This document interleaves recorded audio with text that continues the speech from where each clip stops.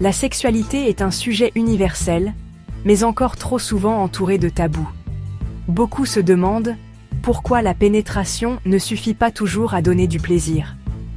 Ou encore, comment retrouver une connexion profonde avec son partenaire.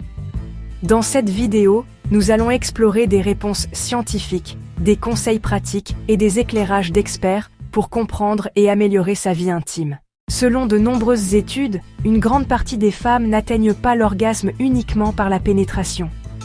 Ce n'est pas une question de normalité ou d'anomalie, mais simplement de physiologie. Le plaisir sexuel est complexe, il implique le cerveau, les émotions et pas seulement le corps.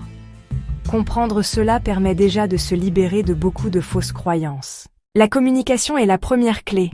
Trop de couples n'osent pas exprimer leurs besoins par peur de blesser l'autre.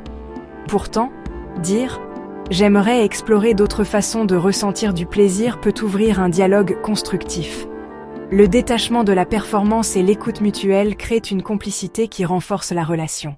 La recherche montre que l'exploration sensorielle, les caresses, le temps accordé aux préliminaires et la relaxation favorisent l'orgasme.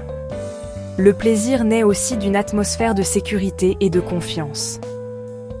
Les couples, qui privilégient la découverte et la variété dans leur intimité, développent un lien plus fort et durable.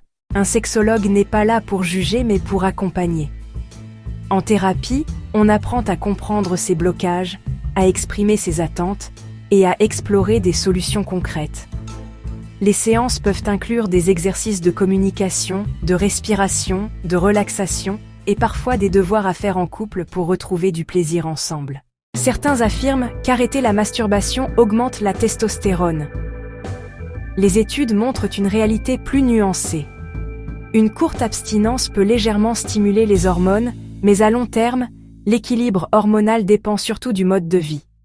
Sommeil, alimentation, activité physique. La clé reste une sexualité saine, adaptée à chaque individu. Un phénomène rare, mais réel. Certaines personnes ressentent fatigue, tristesse, voire malaise après l'orgasme. Ce syndrome post-orgasmique intrigue les chercheurs, qui pensent qu'il est lié à des réactions neurologiques ou hormonales. En parler avec un médecin ou un sexologue permet d'éviter l'isolement et de trouver des pistes de solutions. Le plaisir sexuel ne réside pas uniquement dans le physique. Le cerveau est le plus grand organe sexuel. Il transforme les sensations en émotions. Créer une connexion émotionnelle, une confiance profonde, c'est amplifier le plaisir. Comme le rappellent les sexologues, il s'agit moins de performance que de présence à l'autre. La sexualité n'est pas figée. Elle évolue avec le temps, les expériences et la communication. Se libérer des tabous, chercher des informations fiables et s'autoriser à explorer sont les meilleures façons de retrouver du plaisir et de la complicité. Si cette vidéo vous a aidé à mieux comprendre la sexualité, abonnez-vous, laissez un commentaire et partagez-la à quelqu'un qui pourrait en bénéficier.